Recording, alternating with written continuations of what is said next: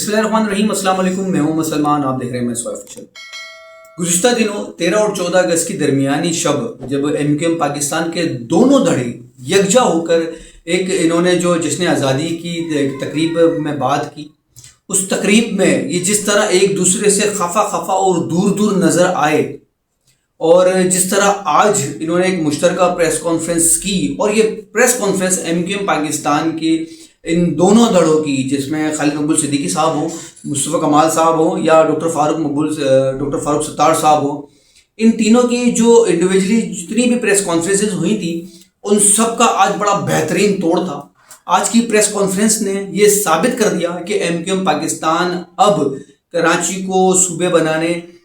یا کراچی کو administrative unit بنانے کے لیے یکجا ہے، ایک ہی پلیٹ فارم پہ جمع ہے، اور جو آپسی اختلافات تھے وہ انہوں نے سارے دور کر دیے۔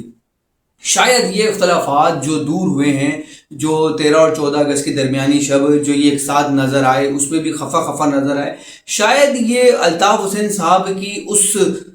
جو سخت بیان بازی تھی جو انہوں نے سندھ تعصب پسند لوگوں کے اس جواب پہ دی، جب انہوں نے کہا کہ وہ سندھ کو تقسیم کرنے والوں کو ختم کر دیں گے، خون کی ندیاں بہا دیں گے، اور جو سندھ کی تقسیم کی بات کرے گا اس کو جان سے مار دیں گے، جس پر الطاف حسین صاحب نے سخت ایکشن لیتے ہوئے دو ٹوک الفاظ میں یہ کہا کہ اگر کوئی مہاجر قوم کو بیوقوف سمجھتا ہے، وہ یہ سمجھتا ہے کہ ہم ان کے اوپر ظلم کر دیں گے، ہم ان کو جان سے مار دیں گے، تو وہ احمقوں کی بستی میں رہتا ہے۔ الطاف حسین کے اس سخت بیانی کے بعد شاید ایم کیو ایم پاکستان کے ان دونوں گروہوں کو یہ بات سمجھ آئی، ان کو یہ بات سمجھ میں آ گئی کہ اب جو ہے وہ کراچی کے عوام کو یکجا کرنے کے لیے آپسی اختلافات کو دور نہیں، بہت دور کرنا پڑے گا، اور ایک ساتھ ایک پلیٹ فارم پہ جمع کھڑے ہو کر ساتھ مل کر کراچی کی عوام کو پیپلز پارٹی کے تعصبانہ رویے، تعصبانہ سیاست، اور جو کراچی کے ساتھ ظلم و زیادتی، جو ناانصافی، جو کراچی کے نوجوان طبقے کے ساتھ جو زیادتی ہو رہی ہے،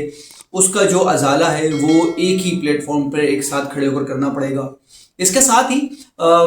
جو مہاجر قومی موومنٹ کے چیئرمین ہیں جناب آفاق احمد صاحب، انہوں نے بھی 14 اگست کی رات کو 13 اور 14 اگست کی درمیانی شب جب انہوں نے ایک لیاقت آباد فلائی اوور پر جب ان کا ایک ریلی کا انعقاد ہوا تھا، جس کی انہیں پرمیشن نہیں ملی، جہاں پہ ان کو خطاب بھی نہیں کرنے دیا گیا،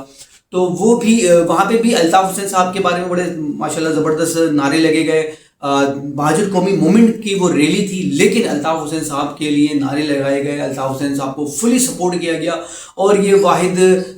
مہاجر قومی موومنٹ کی کا پچھلا جلسہ اٹھا کے دیکھ لیں، یا ان کی گزشتہ جو لاسٹ جو ان کی ریلی تھی لیاقت آباد فلائی اوور پہ، آپ اس کو دیکھ لیں، وہاں پہ الطاف حسین کے ہی نعرے لگائے جا رہے ہیں، الطاف حسین کو ہی سپورٹ کیا جا رہا ہے، جبکہ یہ وہی مہاجر قومی موومنٹ ہے، مہاجر قومی موومنٹ حقیقی ہے، جس نے جو 90s میں جب یہ الگ گروپ ہوا تھا، اور اس کے بعد مہاجر قوم ہی ایک دوسرے کے ساتھ لڑ پڑی تھی، اور بے تحاشا لڑکا اس فساد کی نظر ہوا، جان سے گیا، ماورائے عدالت قتل بھی ہوئے، ایک دوسرے کی مخبریاں ہوئیں، ایک دوسرے کو مارا گیا، ایک دوسرے کے علاقے کو جو ہے وہ نو گو ایریا بنا دیا گیا۔ لیکن اب جب سے جو وزیر داخلہ ہیں محسن نقوی صاحب، ان کے بیان کے بعد جب یہ تاثر آیا، اور اس کے بعد جب D G S P R نے ایک پریس کانفرنس میں جب اس بات کو انڈورس کیا کہ واقعی پاکستان کی ترقی کے لیے اب یا تو انتظامی یونٹس بنے، یا پھر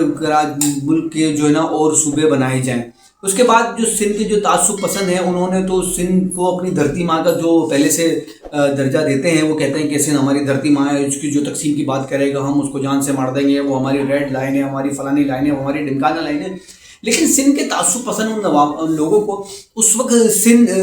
کی دھرتی ماں یاد کیوں نہیں آتی، جب یہ پیپلز پارٹی 17-18 سال سے اسی سندھ کے ساتھ، صرف کراچی کے ساتھ نہیں، اسی سندھ کے ساتھ زیادتی کر رہی ہے، ناانصافی کر رہی ہے، جو سندھ کے لیے جو پیسہ ملتا ہے، جو بجٹ کے نام پہ پیسہ ملتا ہے، جو ترقی کے نام پہ بجٹ ملتا ہے، NFC ایوارڈز ہیں، ساری چیزیں، جب وہ اس کے اوپر کرپشن کرتی ہے، تب یہ جو سندھ کی جو سندھی تنظیمیں ہیں وہ کیوں نہیں بولتی؟ ان کو اس بات کا درد کیوں ہے کہ ایم کیو ایم نے اگر الگ صوبے کی بات کی ہے تو ہو بھائی الگ صوبے کی بات کر دی ایم کیو ایم نے مہاجروں نے، تو بھائی یہ تو سندھ کی تقسیم کی بات کر دی ہے، اب تو یہ تو بہت انہوں نے غداری والی بات کر دی ہے، اب تو ہم ان کو جان سے مار دیں گے، خون کی ندیاں بہا دیں گے جو سندھ کی تقسیم کی بات کرے۔